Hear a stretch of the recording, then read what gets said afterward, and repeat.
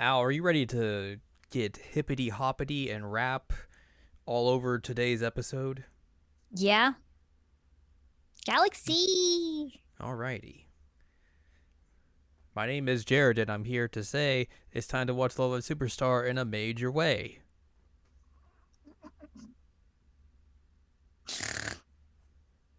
There we go. There's the hip hop rap for you. Good job. Good I job. mean, it's more rap, I think, than what was in the song. So, Yeah, I agree with you entirely.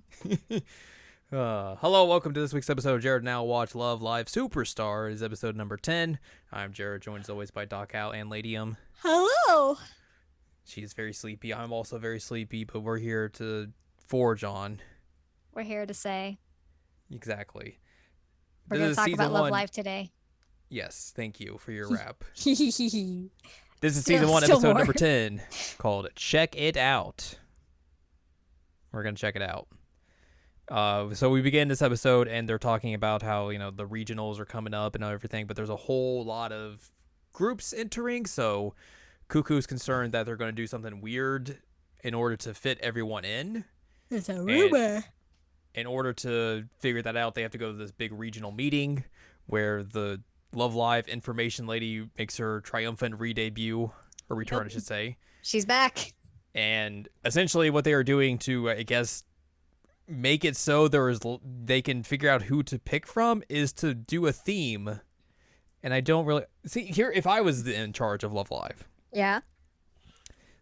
the thing you would do is just do smaller group things and then have those lead into regionals and then just proceed. Yep. But they decided to just make it convoluted in a way. It doesn't even make anything easier. No! Like you're I not guess having the less only thing performances or anything. Yeah, the only thing it really shows you is like the range of groups. Mm-hmm. If they're able to go with this theme. And I guess that is a way you could weed out people Yeah. and make it easier to do a lot more cuts. Like, especially if you have to do a lot of cuts, I guess. It makes it somewhat easier, to be fair. So yeah, they have to do... Their theme is rap for this regional. So they're like, okay. They're all trying to figure out who can do the raps. Chisato can do rap, but then she just breaks out into cool hip-hop dancing and then just, like, forgets the rap. But And it was everyone really else- cool hip hop Yes. dancing. Everyone else isn't that good. Kanon just does a basically, my name is Kanon and I'm here to say rap. Yep. All wearing a cool hat. Ren just does a haiku with the board and everything, and it's very good. It's very good. All while wearing the hat and sunglasses, and it's just like, it's a look. It's really good. And then they're like, and then Kuku's like, well, Sumire, you probably can't do this. And she's like, busts out a verse, and she's like, yeah, what of it? I was in show business. I know how to ad lib. And everyone's like, oh, all right. You're actually good. Let's do this. So they go out to practice, and like they put her in the center position. She's like, wait, do you guys want me here for real? I'm like, yeah, you're the center. She's like, I did not expect this. I do not know how to handle this. Ah. So yeah, she freaks out. And the rest of the girls are like, is she going to be okay? I don't know if she's going to be able to handle this or not. And Cuckoo's basically doing her cuckoo thing when it comes to Sumire. It's just being like, I guess, whatever. Maybe we just have to switch her out or something. And the other girl's like, hey, what if you just like support her and not Yeah. be like this? Yeah. Don't be a butthole. And then Cuckoo's like, okay, I'll try not to be a butthole this time. So she sneaks off and goes to the shrine where Sumire lives and everything, and sees her like practicing, doing like a lot of like calisthenics and exercising and everything. Squats. She does 100 squats, and then her sister's like, hey, something's up. And then Sumeri's like, I'm out of here. She goes off and runs, and then Cuckoo tries to follow her, and she runs, and then she's like, oh my god, I'm the center, and starts singing. And then Cuckoo's like, oh, okay, all right. Actually good. Yeah. So she whips up a center dress for her. And she's like, here, you're going to wear this. And Sumeri's like, I guess, okay. And they're like, all right, we're going to film a video and see what everyone thinks of it. Yay. Yay. So they do that. And then, like, the next day, Kanon's, like, going over, I guess, like, lyrics to figure out, okay, who's going to sing this part, da-da-da-da-da. And Chisato comes up to her and is like, hey, we got to talk. And Chisato shows her a bunch of, like, comments from the video, and the comments are like, yeah, it's a good song and you could probably make it to regionals, but you should probably switch out to the center. Because she doesn't seem like she's good enough, or not that she's good enough for it, and she doesn't seem like she's right for it. She's being a tryhard, essentially. Yeah. So they're like, well, you just put like Kanon or Ren in there or something. And Kanon's like, I don't really want to do that. And so I was like, yeah, but everyone's saying that's what we got to do to really get through. And then Sumire walks up while they're having this conversation. She's like, yeah, I guess I just won't be the center then. All right, bye. I'm sad. Charlie Brown music. Yes. After that, they go to practice, but it's the four of them without Sumire. They're like, I hope she shows up. And they're like talking like, all right, we should make her the center. Like, it should be her. She's the one that should be in this position. And like, they talk about how like the four of them each have like specific strengths that they are good for. While she's good at everything. She's well-rounded, but she doesn't shine in one particular area. Right. Compared to everyone else. So they're thinking like that's kind of a negative in that aspect, but also is a positive because essentially she can like elevate She's the everyone else. all-rounder. Yeah. So like, yeah, let's stick with what what we're going to do and put her in the center. So Sumire is like walking up. Also, Cuckoo's like sat on the floor next to the bench reading through her phone. Which we've seen her reading through her phone at multiple times in this episode. And there was like a specific point where like she's getting messages from her, like presumably like her family or someone from China because it's in Chinese and they didn't translate it. So it's just like, all right, okay. Yep. So she goes and takes a phone call, and as Sumire is walking up, and like Sumire hides, and she's talking on the phone with someone, and it's her family. And they're like, I think it's her sister. Yep. Right? Yeah. And she's talking to her sister like, yeah, Love Live's coming up. Yeah, you know. We haven't got the results yet, and like, yeah. It's like I said, if I don't win at Love Live, I'm coming back home. Yeah. All right, talk to you later. Bye. And while Cuckoo's having this conversation, Sumire pulls out her phone and basically does like a translation of it to see what she's saying, and reads like if I don't win Love Live, I'm coming home. And she's like, oh. Yep. So Cuckoo goes back to the others, and then Sumire walks in and is like, hey, what's up? I guess I'm a little late. And Cuckoo's like, what do you mean? You're the center. And then Sumire's like, what do you mean I'm the center? I can't be the center. We have to win. We're not going to win if I'm the center. We need to win. You heard me, didn't you? So, like, basically, like, she says that, and Cuckoo's like, oh, crap. Yep. Sumire runs off, and Cuckoo chases after her, and they have a conversation, basically, of like, hey, you heard my phone call, didn't you? And Sumire's like, yeah, I did.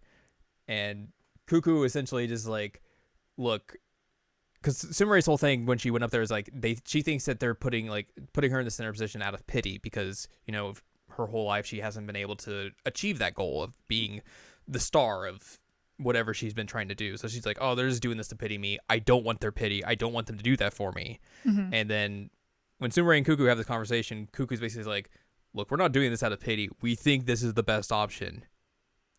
That's it. Full stop. You are the best person to do this.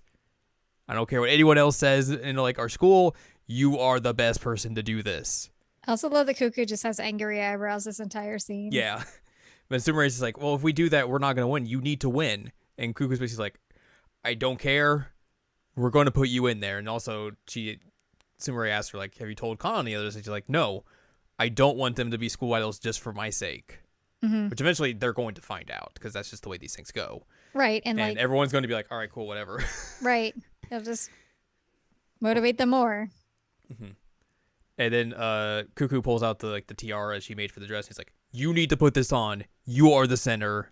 Be the center. And then it flies off because it's like made of the lightest material ever, apparently. Apparently. And then Sumire runs after it like it's a wig in Judgment. And then dives into a bush and is like, I got it. It's just like beat up. Also, she cries at one point. I was like, no. And then they go to regionals and perform a song that has like barely any rap in it, which is called Nonfiction! Exclamation point. Yeah, it barely has any rap in it, so I don't know how they qualified. Or if they will, I guess. We don't know. Oh, true. Well, I guess we kind of do from presumably what the preview shows us. Yeah. But yeah, they end the episode with that performance, and they all hug on stage and everything. And there's a giant Ferris wheel. I'm like, where the heck did they get that? Yeah. I like this episode because like it is something that like Sunshine did, where it's like it's the conflict in between other members that isn't like has to deal with the leader, where the leader has to step up and do something. Yep. And essentially Cuckoo becomes like the leader here and has her like leader moment where she's basically like telling Sumire, hey, you can do this. You can be the center. I've seen you put in the work. I know you can do this. Especially given how like they've had like this little budding rivalry going between the two of them. Right. Showing up throughout the episodes prior to this. So like they're able to kind of put that aside for a moment. Put that or aside actually and fuel it somewhat.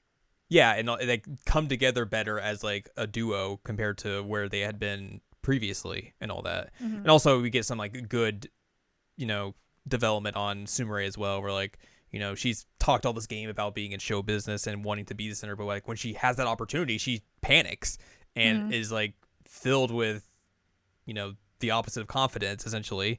No confidence. No confidence. And it's like, I can't do this. I can't do this. I can't do this. I've messed up every time. I've never been able to do this. How am I going to be able to pull this off? When in actuality, she can do this. She has the skills to do this. We've seen her put in the work, but her self-confidence is so low after having so many denials and missteps that she can't visualize herself being able to pull it off. And then, Cuckoo's being the one to pull her out of that is just really good character development for both of them and good storytelling, I think, as well. Really, really good. And I'm glad that we finally got something on Sumire that's like less jokey. And it reminds me a bit of the episode with Rico and Yohane. And that was an episode that we got like some real understanding of why she is like she is with Yohane. I got a lot of vibes from this scene here, or this episode here, because like Sumire has come across as somebody who's like, oh, this is all a joke. This is all amateur. Like, I'm way better than this. And then we realize like, oh, that's all facade. She has no confidence in herself whatsoever. And like, I mean, she even at the beginning was like, oh, I won't be in this unless I'm the center, period. Right. And then they finally make it to center. She's like, oh, and then when like they're talking about like the other students saying they should replace her, she's like, oh, you guys can go ahead and do this for the regionals. I'll just take it in the finals. Yeah. So it's good because I feel like this is like finally getting to figure out who she is more than just like the goofiness of her. Yeah. Which is good. Also, she made me cry a little bit, which is rude. Sympathy crying, it happens again. So rude. You want to talk about some notes and trivias real quick? Yeah. Our NHKE broadcast exclusive end card is of Sumire in the dress, and then a little tiny heads of Ren and Chisato. All right. And then this episode marks the first appearance of Sumire's younger sister in a cool shirt. Yep. Callbacks to previous Love Live. Cuckoo's announcement about Love Live's first preliminary round is similar to Hanayo's shown in the 4th episode of Love Live's 2nd season. And, of course, we mentioned this earlier. The announcer from the 6th and 8th episode of Love Live's 2nd season and the 7th episode of Love Live Sunshine's 1st season reappears in this episode with Natsumi Takamori reprising her role. Yay! She still has a job! And then, of course, this episode brings back the concept of rapping since the scene of Chisato doing the rap in the 2nd episode.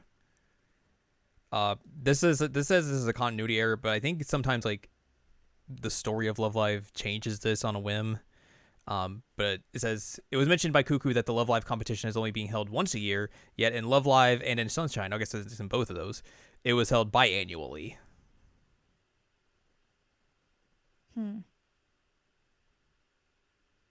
So there's that. Next time we will be discussing season 1, episode number 11, called Once Again at That Place, which shows them in a new venue of sorts, which I'm guessing is the same venue that Kanan failed to sing at, like that we saw in like the 1st episode. Oh. I'm guessing it's the same venue, and that's why this like the title of the episode is the way it is. And a lot of this is going to be Kanan having to deal with like those anxieties again and having to overcome those to put on a performance in the same venue that she failed at once prior. That makes sense. I didn't Or even I could think just about be that. completely wrong, but I'm guessing that's the way it seems like it's going to be with how it's framed in the episode title and all that. So Makes sense. be interesting to see how that goes. So we are running out of time in the season. Yeah. How many episodes do we have left? 3, I think. If it's 13, we have 3. If it's 12, we have 2. Holy moly. But I think it's. I mean, usually Love Live is 13. Mm-hmm. So I'm guessing we have 3 more episodes left. So in 2 weeks we have penultimate, and then the 25th should be the finale. Wow. There you go. Wow.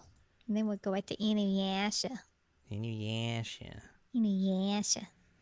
But yeah, that was a good episode. It was a good episode. I really liked it. Yeah. I feel like we got some good character development all around. I agree. Also got to see Chizato's like cool little spinny moves, and that was pretty cool. Yeah. Let Chisato breakdance some more. Please let her breakdance some more. And also let Ren do more haiku. Yes, and wear hats and glasses. Yep. So yeah, that's going to do it for this episode. If you would like more from us, head on over to seasonalanimecheckup.com or sac.cool. It's where you can find past episodes of this podcast and other podcasts like Seasonal Anime Checkup OVA. You'll also find columns and reviews on the site as well. If you'd like more from Anladium, go to anladium.com. She's got columns and reviews. You can follow us on Twitter and TikTok at Anime Checkup. You can buy our books, One Shining Moment, A Critical Analysis of Love Life Sunshine, which you can now get in hardcover due to our 1-year anniversary of the book being out on Amazon. Yay. And Al's book, Hot Tubs and Pac-Man, also on Amazon.com. Yay. So there's all that. So next time you can join us as we talk about being once again at that place. Mm-hmm.